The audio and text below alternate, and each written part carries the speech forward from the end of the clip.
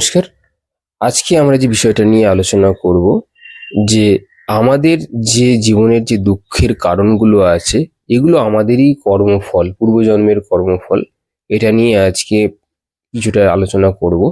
কারণ দেখবেন যে আমাদের জীবনে যখনই কোনো দুঃখ আসে, শোক আসে, আমরা সরাসরি বুঝতে পারি না যে কেন এটা হচ্ছে।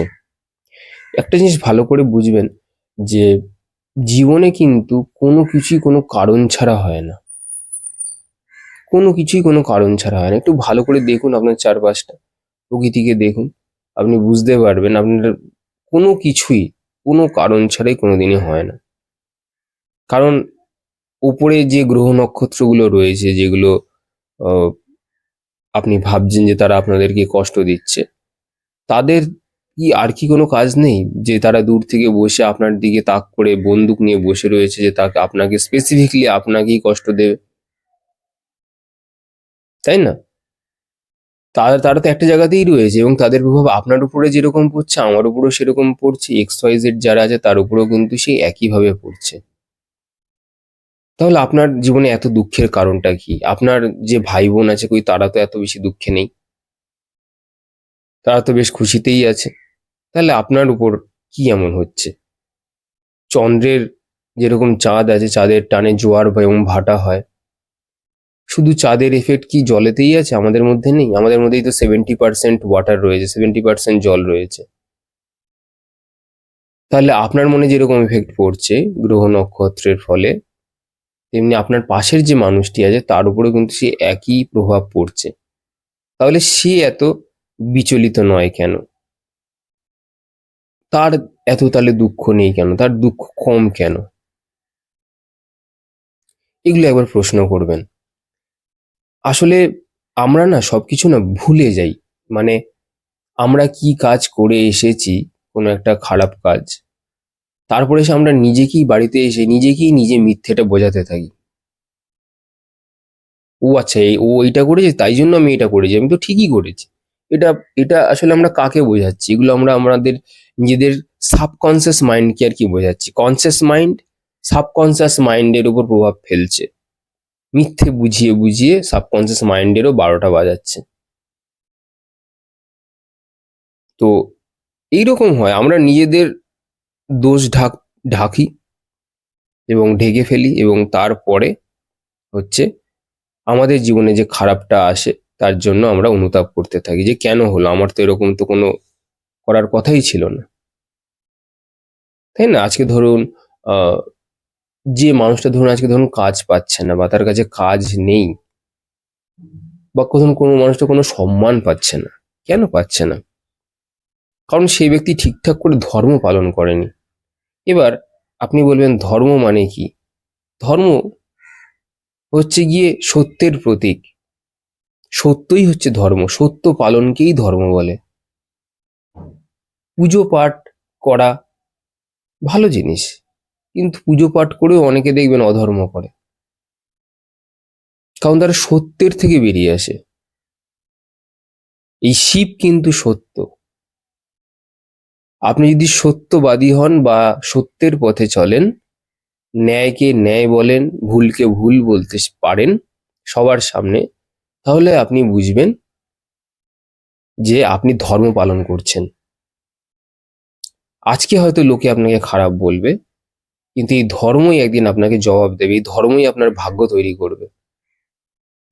আমরা মহাভারতে জানি যে অধর্ম করতে গিয়ে কার কি কি হয়েছিল। পাণ্ডবদের অপোজিটে তো দাঁড়িয়েছিল কৌরবরা, তারা মহান শক্তিধর ছিল, তারা যদি চাইতো, কৃষ্ণ যদি না থাকতো, ওদের কি দশা হতো ভাবিয়ে দেখেছেন? ওরা তো সব ভীষ্ম, কর্ণ, দ্রোণাচার্য, এরা তিনজনেই একাই 100। তাও কেন পারেনি? কারণ ওদের অপোজিটে একজন ধার্মিক দাঁড়িয়েছিল, একজন ধর্ম দাঁড়িয়েছিল, সেটা হচ্ছে কি শ্রীকৃষ্ণ। তো ধর্ম যার কাছে আছে জিত তারই হবে। হতে পারে আপনি দুর্বল, লোকে আপনাকে দেখবেন বলবে যে বাড়ির লোকই বলবে, হয়তো দূরের লোকের কথা ছেড়েই দিন, এ তোর দ্বারা তো কিচ্ছু হবে না, বলে দেখবেন, বলে যে তোর দ্বারা তো কিচ্ছু হবে না। কারণ কি? কারণ আজকে আপনি 2 টাকা কম কামাচ্ছেন বা আপনার কাছে পয়সা একদমই কম আছে বা আপনার কাছে কোনো কাজ নেই, তাই জন্য দেখবেন নিজের প্রিয়জনরাই আপনাকে ছেড়ে ছেড়ে চলে যাবে, কারণ আপনার কাছে আজকে ধর্ম রয়েছে। কিন্তু আপনার কাছে যদি ধর্মটা যদি আপনি যদি বজায় রাখতে পারেন এট দ্য শেষ মোমেন্ট পর্যন্ত, আপনার মৃত্যুর আগে পর্যন্ত, আপনি যে জিনিসটা পাবেন এটা কিন্তু কেউ পাবে না। হয়তো আপনার যে প্রারব্ধ কর্মর যে ডেপ্ট থাকে, মানে যে ঋণগুলো থাকে, সেগুলো শেষ হওয়ার জন্য আজকে আপনি এত কষ্ট পাচ্ছেন। আপনার কাছে আজকে কাজ নেই, বা আপনাকে সবাই ছেড়ে ছেড়ে চলে গেছে, বা এরকম হতে পারে আপনি কোনো এমন কোনো ও, মানে অসুখ হয়েছে আপনার, যেটা নাকি সহজে সারছে না। প্রারব্ধ কর্মের ফলে হয়। এবার কিরকম কিরকম ধরুন, আপনি হয়তো কোনো কোনো জন্মে হয়তো রিলেশনশিপকে ভ্যালু দেননি। রিলেশনশিপ মানে শুধুমাত্র বয়ফ্রেন্ড গার্লফ্রেন্ড এরকম নয়। রিলেশনশিপ আপনার বাবার সাথে ছেলের হতে পারে, বা মেয়ের হতে পারে, বা বন্ধুর সাথে বন্ধুর হতে পারে। তা আমরা হয়তো সেগুলোকে তো ভ্যালু দিইনি, বা ভ্যালু দিলেও আমরা চিট করেছি। আমরা কমিটমেন্ট রাখতে পারিনি, কথা দিয়ে কথার দাম রাখতে পারিনি। তো এই জীবনে এসে আমরা এই রিলেশনশিপের ভ্যালু শিখছি কি করে? সেগুলো আমাদের থেকে যখন দূরে সরে যাবে তবে তো আমরা আঘাত পাবো। এই জন্য তো আমাদের স্থূল শরীরটাকে দিয়েছে, যাতে আমাদের ইমোশন রয়েছে। তো ইমোশনে ধাক্কা না লাগলে পরে আমরা কোনো কিছুই শিখতে পারবো না। সেই জন্যই আমাদের সাথে আজকে এরকম হচ্ছে। প্রকৃতি তো সবার সাথে সমান বিচার করে, মানে তার আশীর্বাদ আপনার কাছে আছে আমার কাছে নেই এরকম তো নয়। সবার কাছে সমানভাবে ডিস্ট্রিবিউট করা হয়েছে। কিন্তু আমাদের রিসেপ্টরটা খুব খারাপ আছে কিছু কিছু মানুষের, তাই জন্য আমরা তার আশীর্বাদটা নিতে পারছি না। ধরুন এই যে ধরুন এখন শীতকাল চলছে, সূর্য উঠেছে বাইরে, কিন্তু আপনি ঘরে তো লেপ কাঁথা মুড়ি দিয়ে ধরুন বসে আছেন, আর বাইরে বেরোবেন না। তাহলে আপনি সূর্যের আলোটা পাবেন কি করে? সূর্যের আলো পেতে গেলে তো আপনাকে ঘরের দরজা খুলে গিয়ে সূর্যের সামনে গিয়ে দাঁড়াতে হবে, তবে তো আপনি গিয়ে সূর্যের আলোটা পাবেন, ভিটামিন ডি পাবেন, তাই না? তো এমনি এমনি তো সূর্য আপনার বাড়িতে এসে ঢুকবে না, মানে সে একটা জায়গায় আশীর্বাদ দিয়ে রেখেছে, এবার আপনাকে সেখানে গিয়ে সেটা রিসিভ করতে হবে। এই যে মন্দিরে লোকে কেন যায় জানেন? ব্যাপারটা হচ্ছে গিয়ে ওনার আশীর্বাদগুলো ওইসব জায়গাতে রয়েছে। তো আপনি যদি এই সব জায়গাতে না যান তাহলে আপনি তার কৃপা বা আশীর্বাদ আপনি কিভাবে পাবেন? সে তো তার দরজা খুলেই রেখেছে। তাই জন্য লোকে দেখবেন মন্দিরে গিয়ে যারা মেডিটেশন করে সেখানে তারা ফিল করতে পারে যে ওখানে একটু অন্য রকমের ম্যাগনেটিক চার্জ থাকে, যেটার ফলে হয়তো আপনার মেডিটেশনটা আরো বেশি ভালো হয়, বা এমন কিছু আপনি দৃশ্য দেখেন যেটা আপনার জীবনে খুবই কার্যকারী।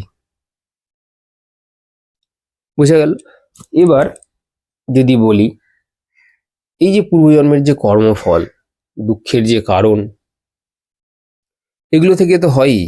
আবার জানেন এটার সাথে এত কৃপা ঈশ্বরের, যে আপনি এখান থেকে কি করে বেরোবেন সেটা বলবার জন্যই আপনাকে দুঃখ দিচ্ছে। দুঃখ দেওয়া ওনার, মানে উনি আপনার শত্রু নয়। মানে যে কর্মফলগুলো রয়েছে, যে ঈশ্বর যে আপনাকে দিচ্ছে বা প্রকৃতি দিচ্ছে, ওরা কিন্তু আপনার শত্রু নয়। ওরা আপনাকে মনে করাতে চাইছে। আপনি হয়তো কোনো জিনিসটা হয়তো ভুলে গেছেন। আপনি ধরুন এই জীবনে ধরুন আপনার একটা টাস্ক ছিল যে আমি এবার বাইরে, মানে আমার জন্ম হওয়ার পরে আমি সত্যের পথে থাকবো, ধর্ম পালন করব এবং ঈশ্বরের সেবা করব। এবার আপনি এইটা প্রমিসটা করেছিলেন, আপনি যখন মায়ের গর্ভে ছিলেন, এত তাপ হিট সহ্য না করতে পারে ঈশ্বরকে বলেছেন যে আমি আর ফিরে আসবো না, আমি এসে শুধু তোমাদের জন্যই কাজ করব। ঈশ্বর বলল ঠিক আছে। এবার আপনি বেরিয়েছেন, আপনার জন্ম হয়েছে, এবার আপনি বিভিন্ন আনন্দ ফুর্তিতে নিজেকে মাতিয়ে তুললেন, আপনি মিশে গেলেন এই সমাজের সাথে, হই হই হট্টগোল করলেন, রাত 10টা 11টায় বাড়ি ফিরছেন।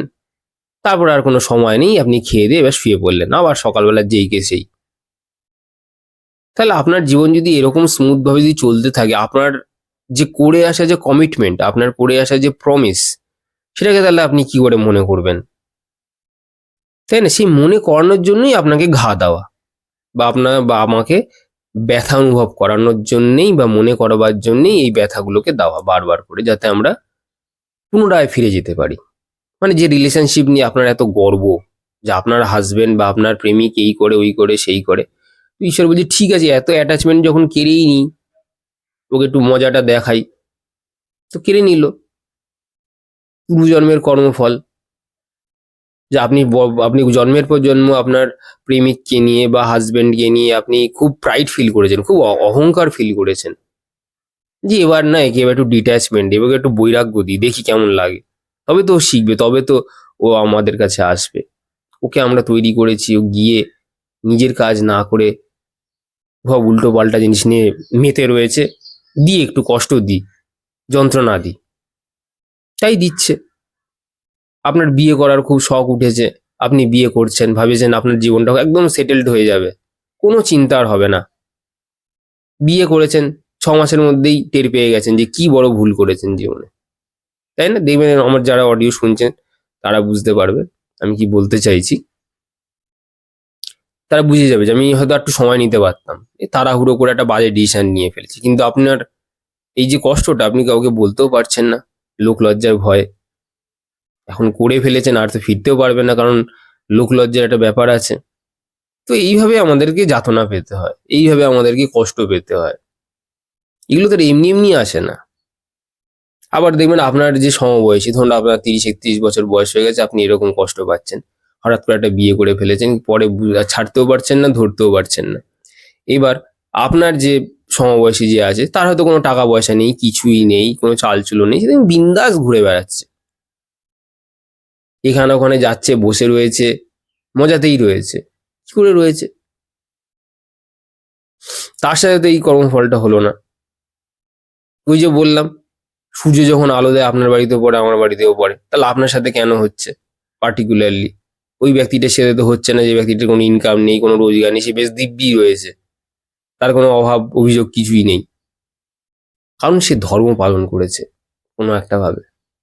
সেটা আমি আপনি ওভাবে খালি চোখে বুঝতে পারবো না। তার মনে সত্য বাস করছে, সে একজন সত্যবাদী, সে বাস্তববাদী, সে বাস্তবকে দেখতে পায়,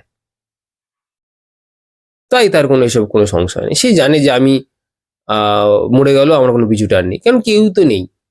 কি যায় আসে, কে আমাকে শুনছে, কে শুনছে না, কে আমায় দেখবে, কে দেখবে না? আমি যখন জন্মেছিলাম তখন মা বাবা ছিল, দেখেছে, ঈশ্বর তাদেরকে পাঠিয়েছে। আমি নয় যখন, সেই তো আমাকে যদি কেউ দেখেও, তাও তো আমাকে সেই মরতেই হবে, তাই না? আমি আমি যেমন best of the best treatment আমাকে দেওয়া হলো মরে যাওয়ার সময়, তাহলে কি আমি মরবো না? অবশ্যই। শরীর যখন এসে তাকে ছাড়তেই হবে, তো কিছু করার নেই। কিন্তু আমি ওইটার ভয়ে আমি বিয়ে করে ফেললাম, তারপর আমি আমার জীবনটাকে একটা ছন্নছাড়া জায়গাতে নিয়ে গেলাম, এরকমটা নয়। বিয়ে করাটা খারাপ নয়, মেন উদ্দেশ্যটা হচ্ছে গিয়ে ভালো থাকাটা। এবার যদি আপনি বিয়ে করে ভালো থাকেন, তো এর থেকে বড় কথা কিছুই নেই। কিন্তু বিয়ে হয়ে গেছে, তারপরে আপনি রোজ ঝগড়াঝাটি করছেন, মারপিট করছেন, তাহলে আর কিসের ভালো থাকা হলো? এর থেকে তো বেটার হচ্ছে কি, যে ছেলেটা কিছুই করেনি বা মেয়েটা কিছুই করেনি, বসে আছে, সে আপনার থেকে হাজার গুণে বেশি ভালো রয়েছে। তো এগুলো সবই কর্মের ফল, বুঝেছেন? বা যার বিয়ে হচ্ছেন তার হয়তো কোনো কর্ম নেই।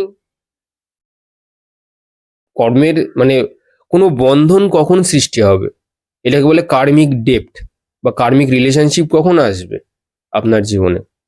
যখন আপনার কোনো ঋণ বাকি থেকে থাকবে প্রকৃতির কাছে, মানে আপনি অসম্পূর্ণ কোনো কাজ থেকে থাকবে, তখনই আপনি সেই কাজটি সম্পূর্ণ করবার জন্যে আপনার আবার বিয়ে হবে, বাচ্চা হবে, সংসার হবে। কিন্তু যে ব্যক্তির কোনো কাজ সম্পূর্ণ হয়ে গেছে, সে উপরে উঠে গেছে চেতনার, তখন প্রকৃতি বলছে না, এ তো নিজেই চায় না, মানে মানে এ মনে করে কমপ্লিট, যে নিজেকে কমপ্লিট ফিল করছে, তাই না? তার আর কিসের এই সমস্ত মানে দরকার থাকবে, যে রিলেশনশিপ বা কাউকে দরকার, এগুলো মনের অভাব থেকেই তো হয়। কিন্তু কারো কারো দেখবেন ব্রেকআপ হয়ে গেলে পরে কেউ থাকতেই পারছে না,